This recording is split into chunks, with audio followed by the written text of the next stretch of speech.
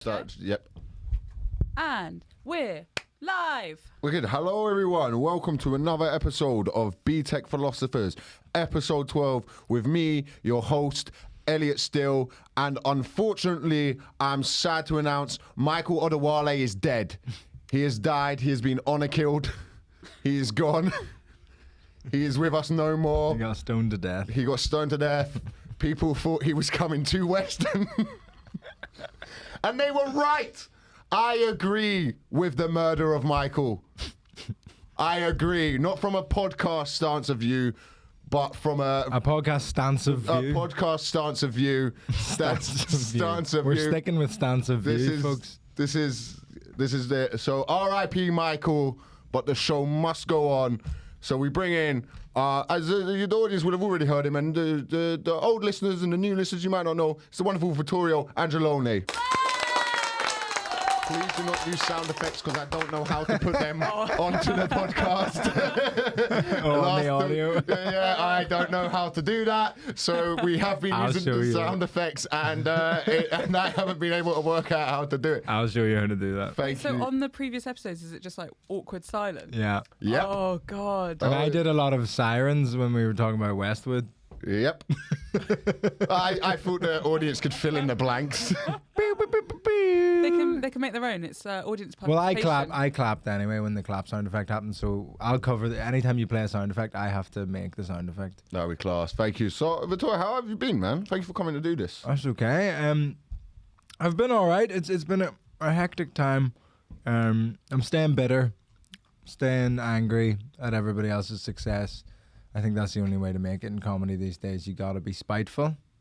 Are you driven by spite? Oh, God, yeah. I think that's the only way to do it. Yeah, but I want to do something when someone tells me I can't do it, but I need all the praise while I'm doing it. I need everyone to go, you're doing a good job, Elliot. Mine's not even that. Mine's not even when somebody tells me I can't, because there's always those rappers. And Michael has a funny bit about it, which I won't do on the podcast because I believe he's still doing it on stage. No, he's dead. You can... Oh, right, yeah. It's open. We can do whatever we want with it now. I don't think I can say all the words in the bit, though. Don't do the bit, please. He's not dead. He's back next week. I want to still have a podcast. Well, the bit is just generally, and I won't spoil it. I won't spoil the bit, but the bit is about those rappers that say they're teachers that said they were going to never amount to anything. Mine isn't people telling me I can't do something. If somebody tells someone else that they can do something, I'm like, well, I can do it as well. Do you know what I mean? Somebody else gets an opportunity, I deserve it. Yeah, that's a thing that's quite a psychotic way of thinking, but yeah, very narcissistic. I never know what box to put you in, really, because people don't realise that Vittorio doesn't like people to know this, but he's cultured. He's within the know, and by that I mean you know how to play the piano. A little bit. There we go. That video went up when I was doing tour support for Adam. There was a piano in the green room because it was in a fucking secondary school.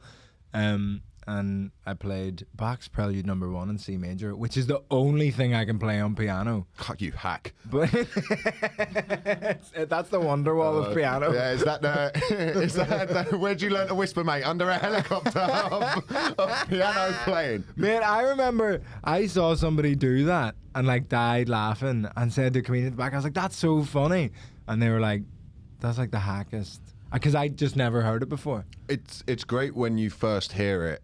But it is, have you ever been MCing and you've not been doing well as an MC, so the pressure's on, and then you just suddenly you find yourself pulling out hack things? Blink twice if you've been kidnapped. Oh, yeah. Phoebe, because you show run a weekend comedy club, you must have seen some real hackery. Yeah, sometimes, because we have two shows on a Saturday as well, sometimes you get the same kind of like... between the two shows. People who have an MC set. Oh God, yeah. Because I'm MCing on August 12th. And you don't like MCing? I'm good at crowd Do you know what tells me you don't like MCing is because you know the next time you're emceeing, and it's not till August. Like it's you're like, oh no. No, So funny. I'm good at crowd work. Within this structure of a set. Not even within the structure of the set, but I don't care what your job is. Right. I'm more like, what I like doing if I'm emceeing is I like going on, finding something and asking like an incredibly either confrontational question or something, just walking on and be like, yo, what book are you reading at the minute? Or something like that. And That's then good. talk shit about That's that. not confrontational. But yeah, but then I'll just be, but that's the thing. I also find because I've got this accent. Just my imagination of you doing that to an audience member is like, yo, what book you reading at the minute? And they're like, before, like in the middle of their answer, you're like, gay. Yeah, pretty much. That is my. Even if it's Mein Kampf. I saw a video. Do you know Hitler was on amphetamines the whole time? Yeah, you see that video of him tweaking out? Fuck, have you seen this video? No. Google Hitler tweaking out on amphetamines.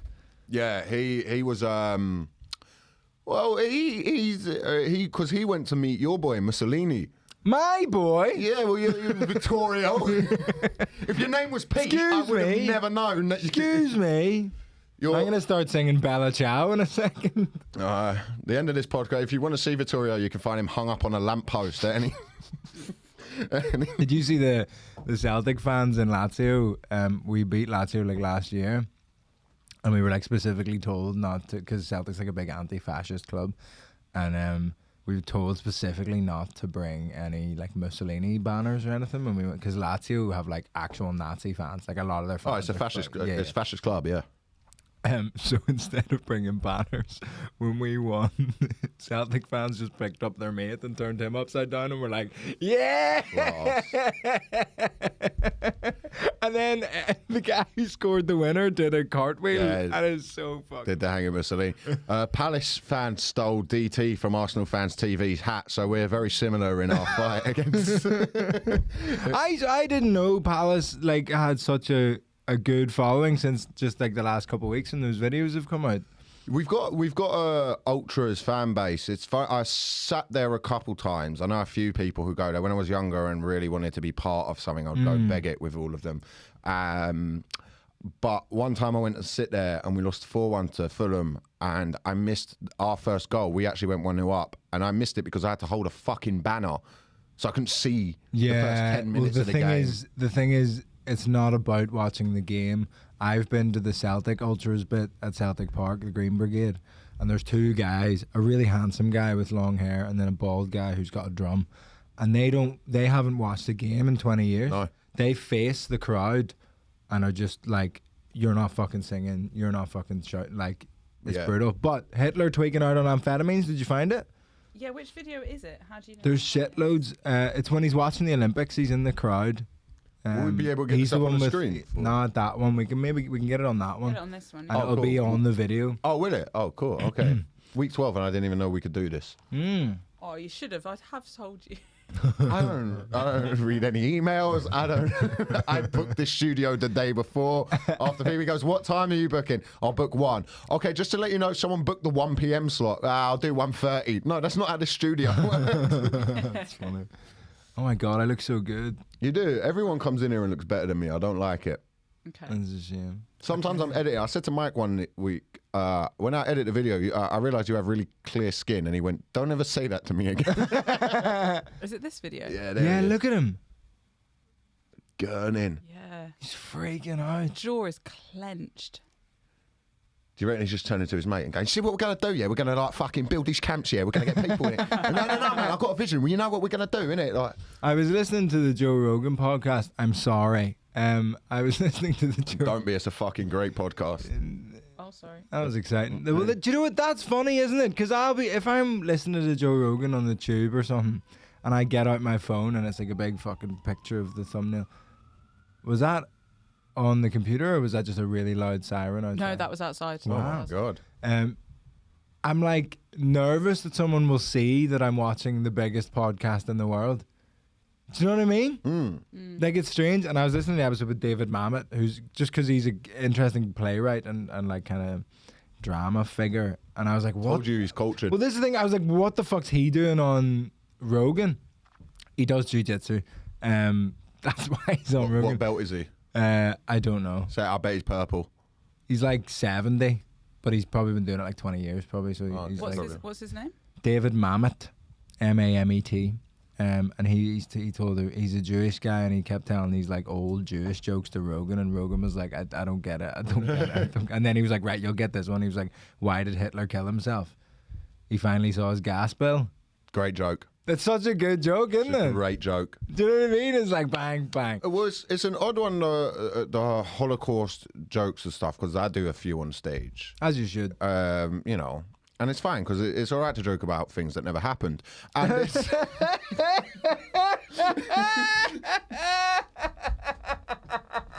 you know, Every podcast I do lessens my chances of getting on TV. I really think Mike's agents are going to have a word with him at some point about doing this with me. As if Kelly watches that. But no, yeah. It's a thing that I find. Like, there's a bit that I've done, and I need to bring it back because I enjoy doing it. Because the whole idea that I find funny within tragedy is the idea of something like what a Holocaust museum is like, never again, always remember, Yes. all of this stuff. But it's you should never forget it. But what, like, even when I'm having a Twix, like, think what I've do you seen mean? this bit. But there's a way of remembering things, and part of the way of remembering things is through humor, and part of getting over a trauma is looking back and laughing at it. That's Yeah. what annoys me when people don't like dark humor, because usually you find. So I did this show last night, again, the suicide Yes, bit. I wanted to talk to you about this. You had a lady approach you after the show? Yes, not in a fun way. Not in the, oh my God, I liked your set. That's a bit where you're like, get a lot of women approach me after shows. Not in a fun way. You gotta put that in, that's so funny. So I did an hour with Ivo, which was great fun. Ivo's audience was there. And I just want to say this. I think Ivo, I'd put in the top 5 comments in the country. He's brilliant. It's just untouchable. His crowd work's something else. I say this about Ivo, and let me explain what I mean. He's our country's Patriotism, and what I mean by that. What the fuck? No, and I'll tell you what I mean by that, right? No, and I explained this Right, to people. go My on. explanation. People go, if you look at the core of Patrice O'Neill of what he was unequivocally himself. Mm-hmm. And Ivo is unequivocally himself. Yes. Yeah, so yeah. that's what I mean by it. I don't mean he goes on. People go on and try to replicate Patrice, and But to they're- replicate Patrice, you have to just be need yourself. Yeah. And that's what Ivo does. So do If you you agree have with me? if you have a spare 46 minutes, watch one of Ivo's crowd work clips. They're amazing. they're like 9 minutes long, but genuinely go watch them because they are. It was Finn Taylor said Ivo's crowd work is like a Russian novel. Great. Like it's unbelievably complex, and he ties all these mad things, and he digs and digs and digs, and it's So just- good, isn't it? That one of the Comedy Store where the guy was like lying to him the About whole the flag.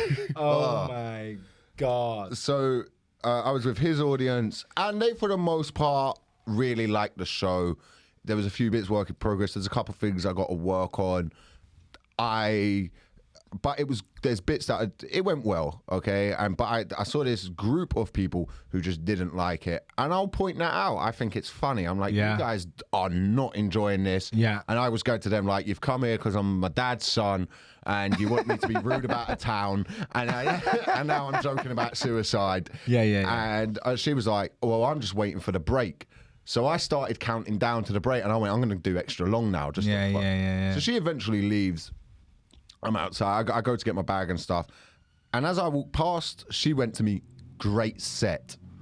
So I was like, look, there's no need to be rude. When we start having this conversation, I've got the videos, I'll put them out this week. I'll splice them up and put them out. And she was quite confrontational. But then she took this quite patronizing angle. I don't know if you've seen the video that I put on my Instagram. Yes, yeah. She started being quite patronizing. So I knew I'd won because I'd wore her down to my level. I knew I'd won because I dragged her down to the mud with me. Yeah, well, that's the thing. It's like I said this to Leo Kirst the other week. So me and Leo Kirst sometimes go back and forth on Twitter. Here's where everyone goes wrong with Leo. They call him a racist. They call him these things that he's not, and it's stupid. If you want to beat Leo Kirst in a fight, go get pictures of him doing Pun Man. and be Yeah, silly yeah, and perform yeah. to the audience on Twitter and try and make people laugh. Winning an argument isn't about winning the person over. It's about making everyone else go ha ha ha and bullying them offline. That's what it's about. That's all. That's everything that's wrong with modern society. But Leo will fucking Leo's the Kraken. Like Leo will drag you down to the depths. Yeah. And it's game over for you. Exactly, and you're meeting him on his battlefield, and he's intelligent. Like I actually like Leo. This is the thing. I'm not meant to come out and say that probably, but I do. Boo. Yeah, I know. I get on with him. It's annoying that we get on in person, right? It's because he's nice. Yeah, I know. He doesn't actually believe anything that mental when you talk to him. It's just like, yeah. But it's that thing. So she came over, started all that stuff, and I have that quite a bit after shows. And the two places I get it are Brighton and I don't do well. I don't do well in Brighton. And London. And that's because I had it the other week. I was doing a preview in Brixton, pretty close to where I grew up. I went to the preview. It's going fine. It's cool. Again, there's a row of people not liking me. I dare find out why. They work for HR. They're people who've moved to the area, who've got a bit of money, and think. I just think what you're saying is like not okay. It's like, yeah, because you didn't grow up round here. So like the guy who works at the bar came up to me afterwards, sounds as South London as I do, and was like, oh, bruv, I loved all of that. And it's like, yeah, because you grew up round here. And there's this thing where people move to London now. They start living in Clapham, and then they go to comedy shows, and they start seeing comics like myself, or you go on. Not that you grew up here, but like you can embrace. Well, you know, you grew up in Northern Ireland, which I'm sure is pretty well. I mean, it was fine. I was really missed all the fun, but there's a darker sense of humor from Northern Ireland, and I speak about this a little bit, where it's like, if you want to surprise, so jokes are surprises, and like a shock. If you want to shock a middle-aged person from Northern Ireland, best of luck, because they grew up in a fucking war. Post the joke to them, and then they'll be a little bit nervous about opening it.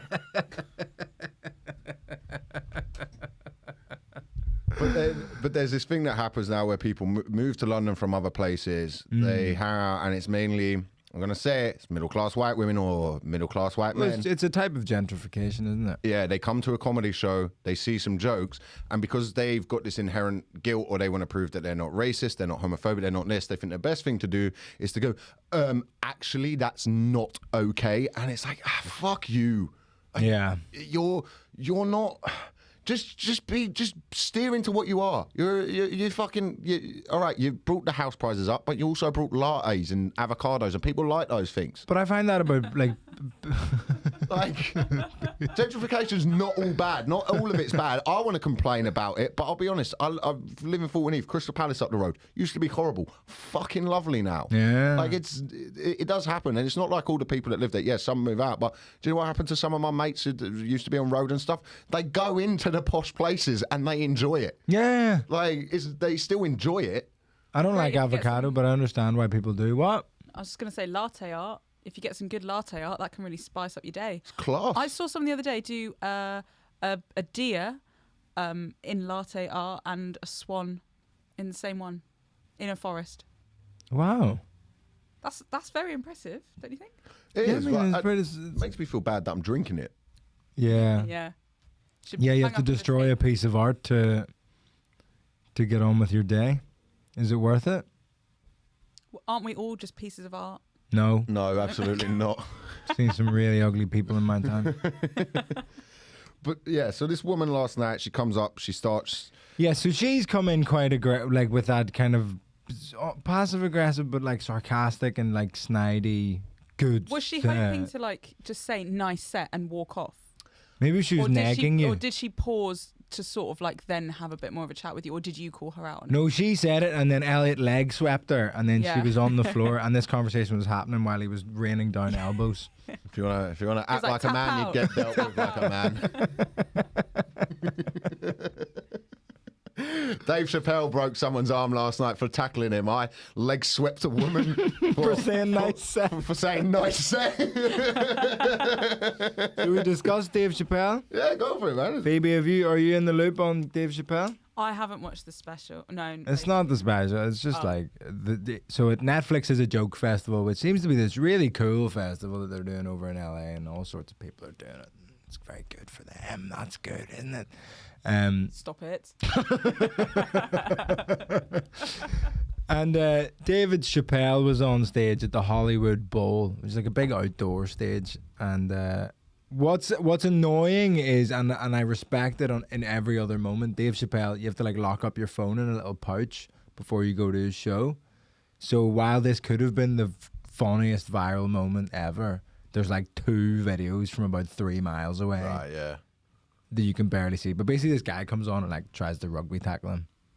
And then Dave Chappelle's entire entourage.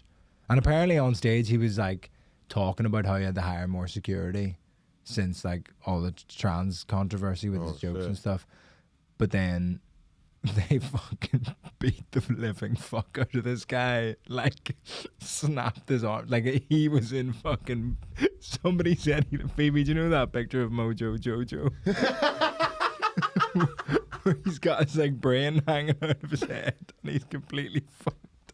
People are mental, man, because that thing where I've had it on stage. Have you ever got in a fight at a gig? No. I've had it a couple of times. One was at Chichester. Okay. At a uni gig. It was this time last year. A uni? Okay. And I turned up to this gig.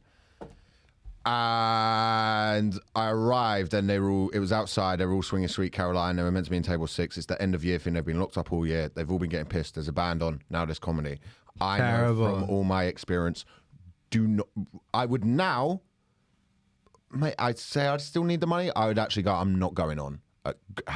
Just put the band back on. Give them my fee. You don't need me to do this. I'm going to ruin everyone's time. And that's exactly what happened because I went on. I'll tell you now, I'm not going to say what happened before. Oh, well, I'll tell you what happened. Joe Wells went on, talked about being autistic and stuff like that, and was very funny. Yeah, he's very funny. good. But they were nice to him, but they still weren't listening. I end up being brought on. The MC had got quite confrontational with the audience. Won't say the MC's name, but he basically did the thing of... People do this thing where they think sometimes when you're an MC, it's about going on and being like, oh, you wanker, blah, blah, blah, blah, blah. This didn't need that. This needed that. All right, guys, we've got some... Do you know it needed... Let's try and calm it down. Ease them into it. Yeah, and that didn't happen, but I might have done the same thing. You know, I'm not going to blame anyone for doing that. I went on, start arguing with this dude. He starts arguing back at me. He started the argument, and then they're all like, and I just made a joke where I went, at least Joe's got his autism to blame for his breakdown later. I've just got to accept it's this gig. And they thought I was bullying Joe like we weren't friends. Yeah. So they start booing me. So I just doubled down and I'm like, after this gig, I'm going to go egg an autistic charity. I'm going to... Of course I'm not going to do... They rush the stage and start spitting at me. Like about 10 spitting during COVID. Wow. Start spitting at me. So I come off, I'm like laughing at security, like, you gotta leave now, bro. But there's no way out. I've got to walk through this field of people. And guys were coming up trying to fight me. And I was like, bro, like, you're not gonna fucking fight me. And like, not in a way of like security or something, like, you're not gonna hit me. Like, you're not gonna do it. So I was like walking back in a stance of like, because I'm very not confrontational when it comes to that stuff, but I can. You're such a bullshitter. Hey man, let me try. You're talking shit, man. You always say this. You're like, listen, I'm not a confrontational guy, but I'll throw down. I've seen Elliot say to a guy, listen, I can't chat shit, but I will throw down. And I was like, Elliot, you're a comedian. You should be able to chat shit. I was hammered, innit? And I just had nothing left in my brain to just put my keys on the table and was like, where's this going? He did. He put his keys on the table. Put my keys, my phone. He was like, okay, winner gets the other guy's house. That's how this works. And then I left my keys at the pub. I'd only got them that day. I always lose keys. Glad he wasn't a swinger. Oh, that could have gone very wrong. Just end up with his missus. Yeah. But yeah, they came like spat at me and stuff, and I had to get out of there. But one time I got held up after a gig by, shall we say, I mean, there's no way to say it. It was at the University of Westminster I did a gig when I was 16. Now, what reason did you owe for there, Phoebe? Well, there's a certain type of person I assume that would go there. Little posh boy. No. So they had this gig. I did it. It went well. And I was about 16, 17. You'll know this. When you first starting out, the thing you look for most is stage time. So they go, we got an open mic night. Come back, do the open mic night, innit? So I assume it's like a comedy open mic night. No. I turn up. There's this guy on stage doing a rap about freeing Palestine and stuff. So I'm like, oh, okay. It's a spoken word open mic. People clicking and all. Everything was like, these people cool. Bro. So I got on stage, 16-year-old, bomb. Material's not very good anyway, I swear. Talk about sex. I come off, the guy who runs the gig's like, yeah, thanks for coming, man. And he's all nervous and stuff. And I'm like, oh, this guy's really upset, bombed at his gig. And he was like, yeah, you can't leave yet? And I was like, dude, I'm not hanging around. That went terribly. He's like, nah, you can't leave yet. What? And so I'm just like, fuck this, I'll go in it. So I walk out, and these 6 guys follow me out, yeah? I walk onto just where Oxford Street is, where it's about to turn into Oxford Street. Well, it's sort of near there. And these 6 lads grab me and put me against the wall, and they're like, if you ever swear in front of women again, yeah, if you ever talk about sex in front of our sisters and our brothers again, we'll fuck you up. The only reason we're not fucking you up is because you're 16 years old. So I go home, I walked off crying, and then... Was it like a religious thing? So like Muslim guys or something? Yeah. Oh, okay. Yeah. Just when you said sisters and brothers, like, yeah. So thank God I did not mention I was Jewish that night, because they would have not been happy. Excuse me. I think you mean praise Allah. We've been getting in trouble with that on this podcast. Have you? Islamophobia? Yeah, no, there's a couple of people who didn't like a joke we did, but it is what it is. Fucking. I say me. The first it wasn't Michael. It wasn't Michael. And so, but again, let me just say, because you've got to preface things with this, I don't think that they're representatives of Islam. I think that the same way if white people walk around saying that they're the EDL, they're not the EDL. These were 6 lads who are fucking idiots using a thing to put whatever their aggression they want to go into. They're not a representative of a larger community. But so I went home, and a few years later, I ended up Googling the university, but I remembered before I went and did the gig, I had this phone call from the uni going, can we go through your set with you? And I was like, no, you're not going through my set. Like, and they were like, oh, okay. So I asked why that was when I was there, and they were like, oh, basically we had a free Palestine rally a few years ago, and MI5 ended up having to come down because it kind of turned into like kill all the Jews. Yeah. And then, so I Googled the... MI5? MI5. They did internal, just across the road from us. MI5 had to go. And they got a fucking MI5 down there. James Bond had to go down there because they held... and also, let me just say this as well. I go on Free Palestine mode. I'm fucking before, you know what I mean? Free Palestine, all of this stuff. Elliot's trying so hard not to get cancelled. Oh, man, it's the one thing that could fuck me up is where I go on this stuff. Cause just fucking, I'm just chilling. Yeah. He's mentioned that he's Celtic, so he's cool, innit? They'll turn up with Palestine flags. I do have a bit idea that I'm gonna try where it's basically men get treated like Muslim extremists. I saw a woman retweet a story about a man who was caught wanking at a bus stop, and they went, men are gross. And I'm like, it's just that guy. Yeah. It's not men. You can't put us all in the same fucking boat. Yeah, but quite a few men would do that. Wank at a bus stop? There was a guy at our uni that would always get caught in people's gardens wanking. Look, if he's always getting caught and you ain't put a lock on the garden, then there's a point where they come... Stop victim blaming the garden. Separate garden. What was that garden wearing? Lots of flowers in it today. The grass is very short, okay? I'm done for. This is a philosophy podcast. Yes, what's our philosophical perspective? So let me just finish the story about Israeli students. Okay. So I ended up a few years later Googling the uni, and it turns out I believe his name Mohammed Al-Fazi went there, who was Jihadi John. Yeah. So a little bit of me likes to think that I was the first guy to get held up by Jihadi John. Like I was his one. Maybe you radicalized him. That's some claim to fame, isn't it? I'd have that on every poster. The man whose comedy radicalised Danny John. Posters me in a little orange jumpsuit. So, what I want to talk to you about today is perspective and perspective on things, because the reason I love you, Vittorio, is you've got interesting like thoughts and things on this, but there's a thing that I think a lot of British people, and I say British is in terms of England, well, just England. Yeah, that's often what people mean when they say that. England. I don't know why we don't. Scottish people somehow get a free pass, even though most of their roads in all their cities are named after slavers. But you want us to lose at the football, so that makes up for your crimes. Fucking idiots. I was like when you were in Liverpool and you were just slagging them all up, going, "We're not England." It's like you were fairly heavily involved. Yeah, Scout's not English, fucking hell, we eat Margaret Thatcher. What did your docs do for a 300-year period? But they, so that's the thing. There's a thing with British, and one thing that the British English don't really, I think, concern themselves in is the troubles of Northern Ireland. No, they're pretty involved in one way. Well, it's such a crime that's happened. We've done so many crimes that we don't even really remember that one. Well, it's an interesting one when you come over to England and you realize like how little you guys like know about stuff, and it's not like not the individual's fault. It's just like not in your cultural conversations in school or whatever. But then even in like Northern Ireland, we're not like taught about it that well.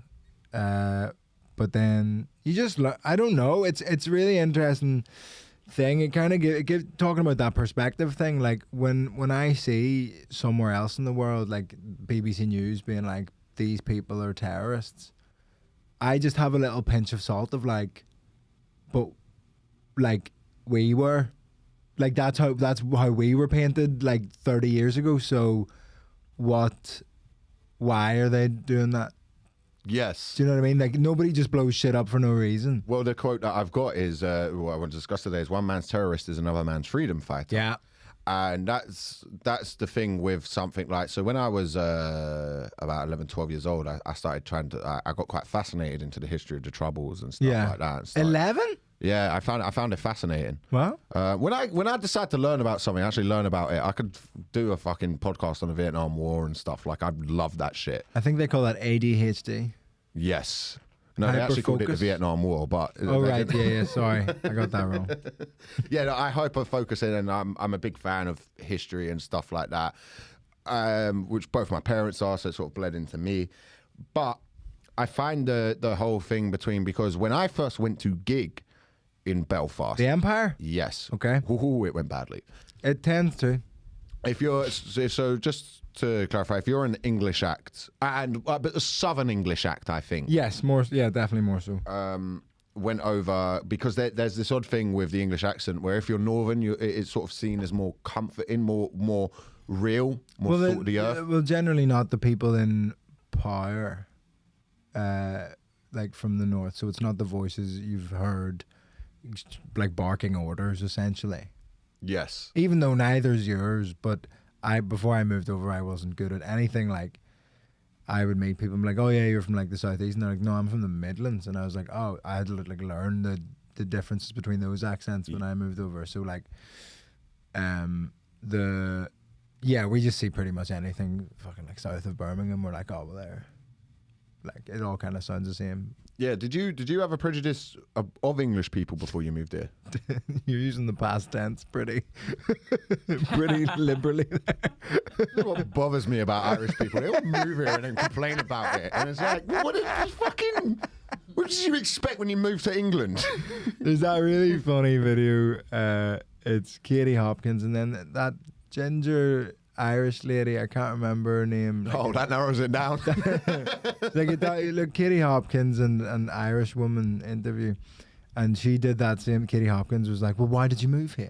And the lady was like, "Pays better." And I was like, "I love that." Yeah, that's exactly. Angela Scanlon. Yeah, Angela Scanlon. That's well, what it is. I totally, I say that in like a sort of bliss. Oh no, of course. Way. Yeah. But And it's in, like, there was a prejudice. And listen, if you want to hear more about this in a comedic fashion, come see my show at the Edinburgh Fringe, because it's literally all about this. Translations 2:05, Monkey Barrel. It's an interesting thing where you have to learn about where your prejudices come from and where it's kind of valid and where it's not valid. Like, I still have issues with some English people who have like an idea of what Irish people are supposed to be, versus like, and that can annoy you. Other people stereotyping you can annoy you, but you can't just be annoyed at them for being who they are. Like when I moved over, like just the voice, I was like, oh my god, they're dickheads. Like, they are dickheads. And my mum was like, no, like that's just how they talk, and that's your perspective on how they talk. Like, they're not actually being rude. That's just what you think. What's like an example of that? Well, there's examples that were actually fucking problems. Like when I was in uni, and it's interesting. Where did you like, go to uni? The Guildhall School of Music and Drama. Jesus fucking. I've got the shittest Northern Irish. No, that's class. But then within that context, like, you've got a thing of like where if in a class or like a lecture I would contribute something that was vaguely like academic, or talking about like why you would use a certain word in certain ways and not in other ways, and which is a more appropriate use the word to use in a sentence, there was like an audible shock in the room. Is that a working class thing you've got? So well, I'm not working class. But you're like me. You're not middle class enough to be. It's just the accent. People hear a regional accent, and yours is the region of fucking Croydon. Like, but it's not like English people just assume that you're working class, and that's not a negative thing. When the first time I ran out the show, like, because I talk about this kind of phenomenon, and it came when listening back the first time I did the show, it comes across as me saying that them thinking I'm working class is a bad thing. Yes, but it's just not an accurate thing. Yeah, I have the same thing, which I always find gripes me in this industry, and agencies and stuff and PR people have tried to use it to an advantage. And like, everyone knows my dad's the fucking darling of Radio 4, so I'm not exactly Mr. Council State, am I? But not all working class people live on councils, whatever. But it gets very boring having to clarify every sentence you say. Yeah, it's. I'm just trying to keep this pod going. But what it is they assume something. So I had it on the weekend. Actually, I've got written down here. I want to talk about it. I was at McCanley Festival or Match Fest, which was. I learned how to say that properly. What is it? I was on with Anna Thomas at the Glee on last Thursday, and she was about to go up because it's this festival in Wales, and nobody knows how to say it, or like all the Welsh people do, but all the English people just have a go. Yeah. Apparently it's Machynlleth. Yeah, that's Match Fest. And so I was there. I like all the comedians on. Get on with them. I mean, you don't have to lie. Fuck them, innit? There's no way you like all of them. No, but I tell you what I have. I do. I get on with people that people on paper would think I don't get on with. I have a similar So thing, yeah. Someone like, and I really like this person, Leo Reich. So on paper, people would probably think me and Leo don't get on. I would assume you just beat him up. You know. No, I quite fancy him, so I hate him from that angle because I don't know how to deal with it. But so cute. I've never met Leo. He's sweet. He's a good comic as well. Or someone like Anya and someone like that. People that they would think that I would get. It's funny because people think there's teams in comedy, and even some comedians think that there's fucking teams, and I think it's so dumb. Because I've had someone I was talking about, like somebody I mentioned that they were doing Comedy Unleashed. And another comedian went, "Oh, I didn't realize he was on that side." And I'm like, "What are you talking about? It's a paying gig. They're getting paid. They're probably doing their normal set. They'll get a good clip from it. Whatever. Like, there's no fucking sides. I'll go on whoever's podcast. I'll hang out with whoever as long as they're nice and if I enjoy their stuff, I enjoy their stuff from all different perspectives and like Well, I like fucking mad, weird clown stuff or like miming and weird stuff. And I have a running joke that I hate musical comedy, but I fucking love some people's music. And like all this fucking stuff. Good musical comedy is unmatched. It's fucking brilliant. Infuriating to watch. You watch a Bo Burnham or something, who I hate to admit that I like, but it's out of jealousy. Yeah. But so I was hanging out with them, and we were sort of sat around this fireplace drinking, and there was this guy there who, for lack of a better word, me and this guy weren't going to gel. You know what I mean, we weren't going to gel. It was a high put, all of that sort of stuff. Don't see him on the circuit, don't see him there. Came over, started talking. He had that fuckboy vibe about him, which I hate that. I hate. Was he wearing fuckboys. socks? No, I couldn't tell you, but he had the a posh fuckboy. I don't know why, but it comes across more rapey. Mm-hmm. Do you know what I mean? Because it's more like they hide. Just do that into the pod as I say that word. Anytime you think there's a word I shouldn't be saying, you just. We're just gonna take a little break here.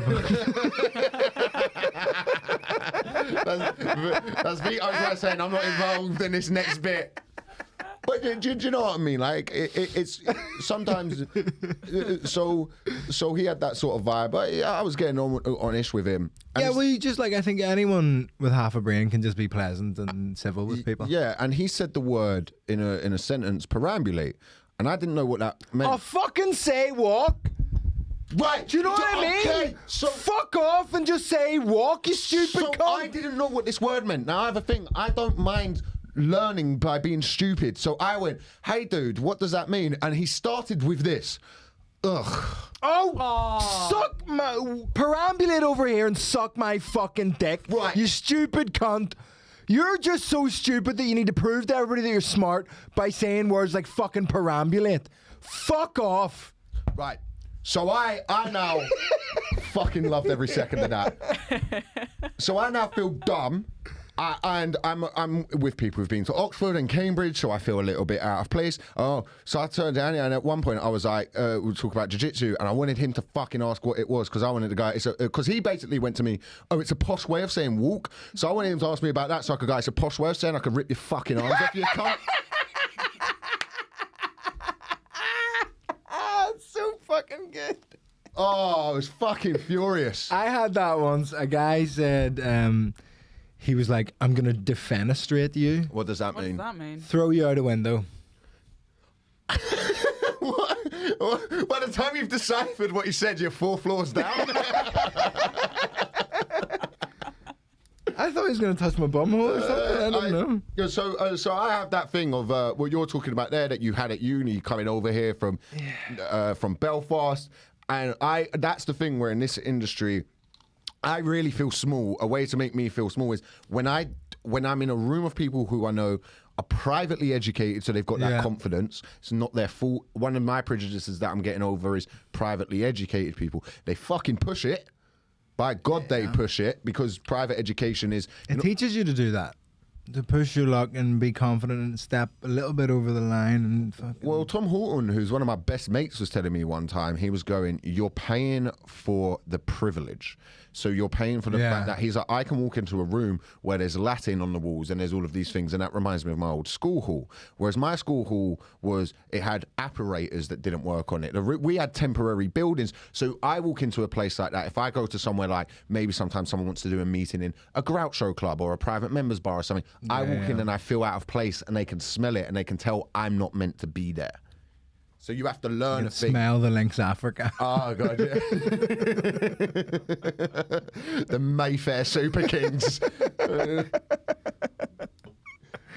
But yeah, so I understand where you're coming from when you talk about at university and you'd say something. Because you're you're an educated person in that you know what the fuck you're talking about. Yeah, and you can lean into what other people think you are. Very easily, especially when you don't have a really strong sense of who you are and within yourself, and when you go to uni you don't, I think that's a really common experience to go to uni, and that's where you kind of find out who you are, because you're living outside of the context of with your parents. Well, I had that in comedy. So I was an arsehole for the first 4 years. Because you haven't a fucking clue who you are, so you try on essentially different aspects of who you might want to be. And it often comes from what other people tell you are. So, people would almost, implicitly tell me that I was like working class, or implicitly tell me that I was like stupid, or implicitly tell me that I should like drink a lot because I'm Irish, or like should be lazy, or should be any of these things. And it's very easy when you don't have a real sense within yourself of who you are and who you know yourself to be, to play up to other people's ideas of who you are. And there was like, I think for the first couple of years in comedy, I was playing up to like a working class caricature of someone from Belfast, of like, well, and always like, I was always pretending to be drunk on stage even when I wasn't. And if something bombed, I was like, I'm fucking steaming, and like blah blah blah. And it's only recently, and it's a real benefit you get from seeing someone like Alfie Brown perform, and Ivo as well, being unabashedly themselves. Gotcha. And it's so good to see, and that's the best comedy is it's all about self-discovery. It's all about discovering who you are and showing the most honest form of yourself to an audience. Yeah, that's the thing I struggle with at the moment in comedy, is that like I'm a little bit apologetic about some of my thoughts. And like I do it on this podcast. I'm trying to do a bit on stage about, you don't want me to be on your team. You stop trying to get me to learn about things because I get it wrong. Like, I only think there's two genders, so why have you got me to learn about this stuff? Just let me think that. I'm not going to change anything. I don't really give a fuck. Do you know what I mean? Like, I have this conversation with non-binary people. Sure, be non-binary. I don't care enough to stop you doing it. So go and do it. Unless you're going to start affecting Crystal Palace or the UFC, fucking being any number of the 75 fucking things. I don't care. Unless you're going to affect Crystal Palace or the UFC. I don't give a shit. You can be, I think there's 2, you think there's 75. There we go. It's done. You can change teams, in my opinion. I don't mind. Do it within the transfer window. We can get both sides. Imagine there was a transfer window for transitioning. It's deadline day. Are they going to get the deal done? Oh, come on, Caitlyn Jenner. Come on, we want you. No way, they signed Caitlyn. Oh, no, they didn't pass the medical. Oh, fuck, who have we got? We're going to have to settle for Elliot Page. Oh, have you seen it's from the Chappelle Show, the racial draft? So good. So funny. So funny. But that thing of that you're talking about, not knowing where you stand and things like that, did you find that there was a bit of playing up to where you are as Northern Irish? Do you also feel a sense that from Northern Irish people, or Irish people in general, because I find this is kind of what I want to talk about that I find funny, is there's a lesser of two evils things where the Brits over there are seen as the bad guys and all of this stuff. By some people, by half. Yeah. And it's a lot more complicated than it is, because there's good and bad within everything. Yes, well, it's always, it's very easy to tell a hero and villain story, but everything's always more nuanced than that. But a thing that I find that is perfectly socially acceptable to say is up the rah, like up the IRA, which is in some circles. Yeah, which is fine. Like I've seen people shout stuff like that. It doesn't bother me, but I find it fascinating that's acceptable. It's almost like and like I think almost what it is. I say it all the time. I think it's really funny to say it because it's like it's almost like we're not actually saying that. Like you just say that as like, instead of congratulations. Up the rah, right. It'd be like, my missus is pregnant. Oh, fucking up the rah. That's great. It's so, like, Baby comes out with a little balaclava and sunglasses on. Like, it's so, I was never officially in the womb. That's a really good Jerry Adams joke, actually. There's like going to be 8 people listening to this who got that joke, but there's 8 people who listen to this in general. We're doing all right, actually. Ryan Cullen has just a Jerry Adams. The funniest thing I've ever heard on that was he goes, actually, it's London Jerry Adams. Ryan's so funny. So good. Really, I think we're going to try and get him. He was meant to be on this next week. He's but really funny. But the up the rah thing's interesting. I remember I wrote a bit. I don't know if I ever tried it on stage. It was like saying up the rah as a character. It's so funny. But like, do you think there's some guy in fucking Iraq going like, they're like, oh, the missus is pregnant. Allahu Akbar, mate, that's fucking class. Oh man, death to the West. That's unreal. Oh, that was the one we got in trouble for. Yeah. Fuck it. It is what it is, man. We're on this pod. It's cool. I don't give a shit. But I'm just gonna get another fucking couple of messages. Of some, yeah. I had people threatening to come kick my fucking head in. Oh right. Well, okay. Please don't care. I can't fight at all. But there's a funny story where I was at a friend's birthday party and she was going out with a guy who's in the army and got really drunk with some Irish friends of mine at this birthday party. And we started singing, "Go on home, British soldiers, go on home." right. The next line is, "Have you got no bloody homes of your own?" And we were just doing it because it's like a fun song to sing, and we were just being kind of dicks, to be honest. And then he got angry, justifiably, I would say. Like, I mean, maybe. And then the way we talked him down was, this is the kind of guy he is. The way we talked him down of like fighting all of us was to convince him that it's something that Tommy Shelby would have sung.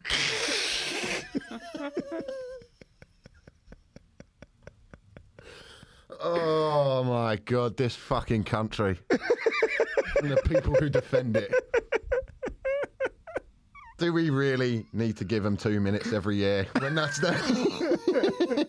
I know we do, because I've got a good friend who was in the army. One of the nicest people I've ever met, Henry, and he's actually fascinating to talk to about what do you make of Iraq and Afghanistan. And he was saying to me, like, I don't think we should have been there, but I was there. And he went, and there were days where I helped walk these schoolgirls to school. Yeah. And that day I went, we did a good thing. Yeah, we've done a good thing by being here. It was a good day. Yeah. These girls wouldn't have gone to school if it weren't for us. So there are things within it, in the same that I don't know too much about the British sides in Ireland because that one seemed to be like, yeah, but their things are ours. They've got things, and we want them. Yeah. And and that of course as well. It's like when you look at things of in Vietnam. People like to, go, oh, the Viet Cong were amazing and do all this stuff. One of the reasons the Viet Cong fucked up was after they did the Tet Offensive in the month of Tet, where they have this massive celebration. They launched an offensive against the Americans, almost drove them out of a lot of cities, took over, and they completely lost the battle of hearts and minds of people because they just went round and murdered anyone they saw as an American sympathizer, essentially. Oh, wow. So they then, within the city, all these people were kind of like, it was better under the Americans because they at least had some sort of decorum, maybe not as much as we'd like, but so there is that thing of when you look at things that happens now I know the new IRA or what they call the new IRA is sort of seen as like, well, it's drug running. They just go around fucking idiots, man. Any of the paramilitaries now are just fucking idiots who just. Like, yeah, it's drug dealing, it's getting protection money out of fucking fish and chip shops in West Belfast. It's fucking stupid. And that's on both sides because there's loyalist paramilitaries as well. And they're all fucking idiots. And then they just march around the streets in these stupid fucking outfits they've bought at a fucking army, like leftover army gear shop. And I'm like, what the fuck? Like, you're supposed to be like the most anti-army cunts ever, and you're buying all their old camo shit. Do they look like those sad cunts that do airsoft on the weekend? Yeah, and they're wearing fucking marching down the street on Easter weekend. And look, there's, like, in formerly colonized places, there's pride around ridding yourself of like an empirical colonizer, and that's good. But see, still marching around the streets with like a show of force and like showing off that you still have guns and all, fucking mental, fucking pathetic. And there's a lot of it is just that thing of what you were saying about when you wanted to be one of the like Crystal Palace Ultras. It's just something to fucking do. Yeah. If the government put money into like 3 football pitches in those areas, like that would solve quite a lot of problems. You'd have another George Best. Exactly. You'd have someone else you could talk about for 50 fucking years. But that's all the stuff. And like, look, I have an interesting like social media following. Where if you look at the people who follow me on Twitter, a solid percentage of them have shamrocks in their Twitter bios or Twitter names or whatever. And there's a lot of shit. Like I had a Protestant guy on my podcast, William, who's a great comedian, and he was talking about how he hates when people call it the North of Ireland, which is like the Catholic way of saying it because people don't like recognise that Northern Ireland's an actual, they're like, it's an illegitimate blah, blah, blah. And I'm someone who thinks Ireland should all be one place and shouldn't be part of the UK. But it's Northern. Like, it's currently, as the geopolitical situation sits, it's Northern Ireland. So like, sometimes I call it the North. Like, whatever, it doesn't really bother me that much.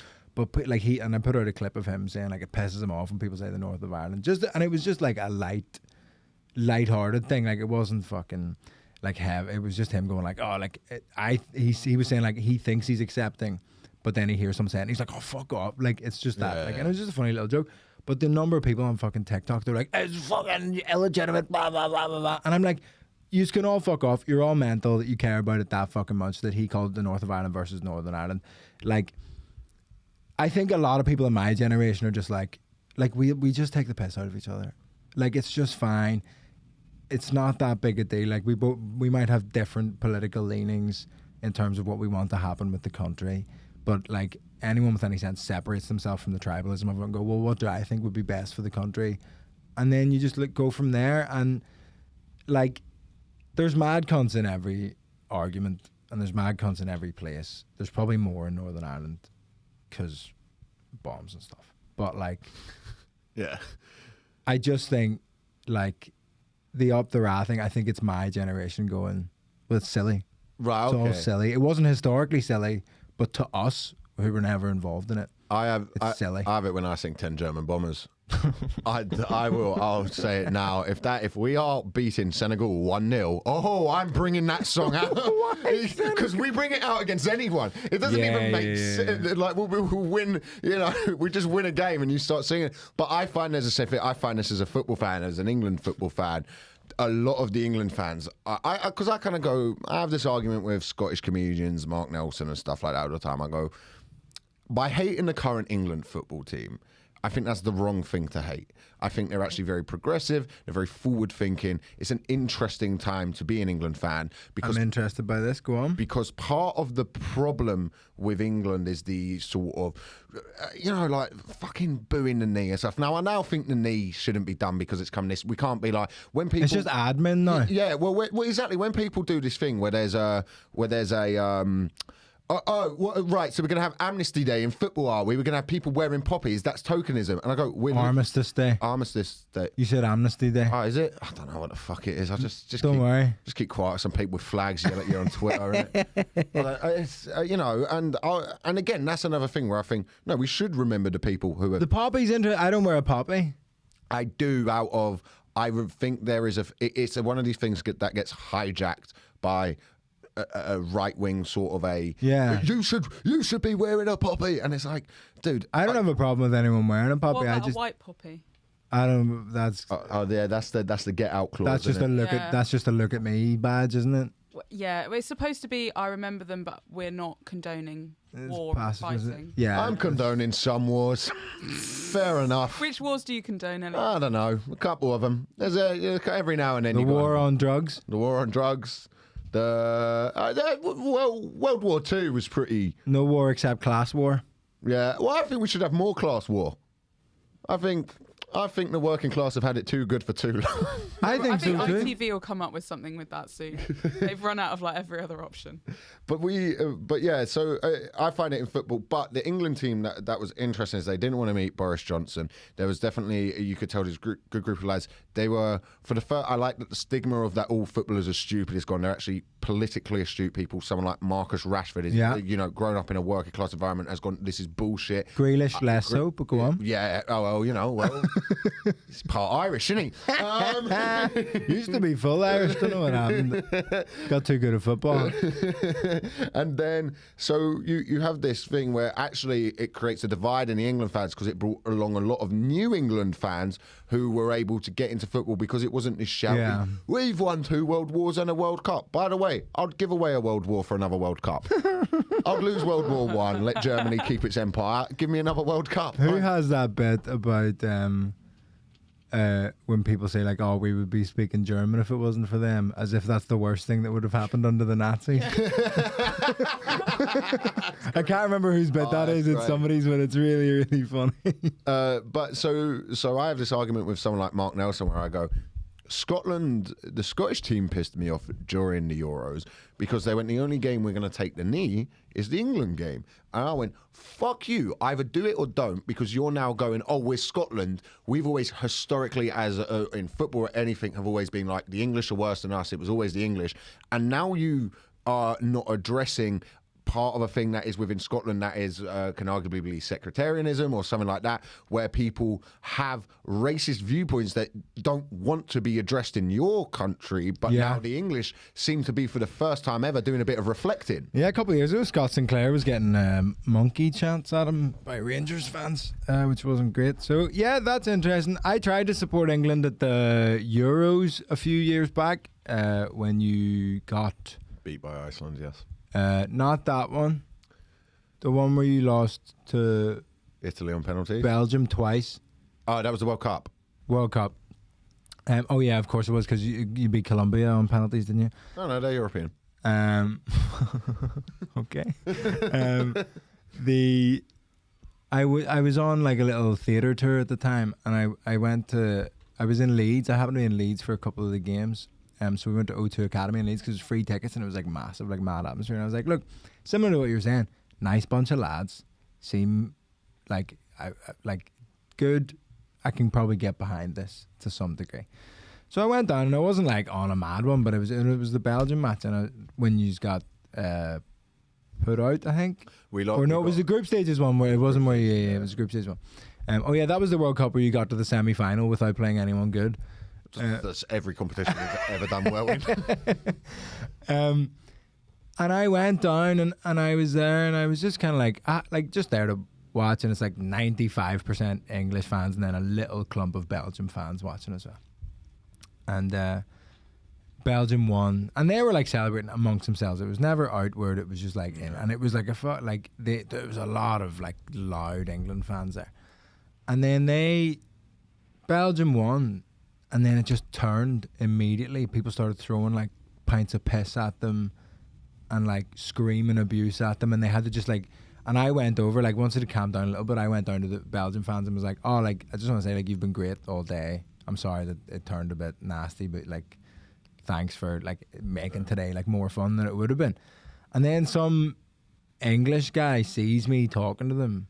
I was like, what the fuck are you doing? And I was just saying thanks, and he was like, you fucking what? I was like, mate, what are you talking about? And then he spat on me, and I was like, oh, I'm not going to support England again. That's the problem. It's our fan base, and there's this entitlement of English people who don't learn anything about it. Really bothers me about this country, because I really like this country. I want to be patriotic about it. I want to go, I love the fact that I can come on a podcast and say our government is shit and all of this stuff, and nobody turns up and puts me in a van. That's a great thing to have in a country. And people will do this thing all the time, and they're like, Britain's terrible, it's so fucking bad. It's not. There's a lot of great things about it, and I love this place. What lets it down is we put pride in this idea of, yeah, but we're Britain and we're great, and you go, we are, but not for the reasons you're trying to celebrate. The empire isn't something that should be celebrated, nor should it be something that we sit around and cry over all the time. It's part of our history, and we need to accept that. There's nothing worse than the incessantly apologetic white person who's just constantly going, it's just right. We get it. It's really weird, because when you speak to people in bits of Asia who lived under the empire, or parents who lived under bits of the empire, a lot of Indian people fucking love the empire. They were like, oh, it was great. It was brilliant. They have a thing of their thing was, it was less corrupt. So people will go, I believe it's in Malaysia, like people will literally be like, yeah, but everything ran on time, which, you know, people do with fascism as well, I suppose. They go, well, at least with Mussolini, the trains were good. Yeah. But where were the trains going? That's the fucking question, isn't it? You say what you like, you're never going to have a Holocaust with London North East Rail, are you? You're not going to get any Jews to any... You're going to have to get them a Holocaust replacement bus service. Cramming a load of Jews onto a bus. Come on, mate. No, I don't need to see a ticket. Come on you come. Some like really obscure detour. So many Jews would have survived if British public transport had been involved in the Holocaust. I'd like to remind all listeners that Elliot is part Jewish. Probably. No one checks. Yeah, And the people who do really want to know. Yeah, they're not the ones who'll have a problem with that joke. But yeah, there is this thing where people don't learn about British society, and the sort of viewpoint of that I find fascinating. That I think it's when you've not got anything in your life to outwardly be proud of, you find this thing similar. The thing is, they come exactly the same as that person in West Belfast walking around with army fatigues on, remembering the good times when we were powerful. They're trying to do the same thing. They just want to be part of something. Yeah, so there is this thing at the end of it where that's what I find fascinating about it, is they're the same fucking person. If you took that person from Leeds who spat on you and made them grow up in West Belfast, they'd probably be the same kind of person who was remembering the good old days when the Ra was in. And we'll finish on this because I think we're coming towards the end. There's the English Socialist Party like manifesto for a while. I don't know if it still is, but it was something. It's a big tagline of socialism. It's called Bread and Roses, and bread is obviously like your sustenance, a roof over your head, medical care, all the kind of tangible stuff. And roses is like a sense of pride and sense of community and like a sense of belonging, and there's a lot of talk about how like obviously like physical deprivation of like not enough food banks and all these things, and like the cost of living crisis and stuff, obviously huge issues, but something that doesn't get massively addressed, and especially in like the middle of England a lot, you have these places where they don't have any pride or sense of community anymore, because once the mines they were mining towns, that's what they were known as, and the mines were horrible, the working conditions were fucking terrible in the mines, but there was a sense of pride and a sense of something that they were contributing to the broader society. Whereas now these towns are what I think Karl Marx would call nowhere places, where they all kind of look the same. Yeah. They've all got the same chain shops on the high street. It's all just like there's nothing identifiable or to be proud about it. And like the mines have, like people say the working class is disappearing. It's not. It's just not in mines anymore. It's just like Sports Direct warehouses.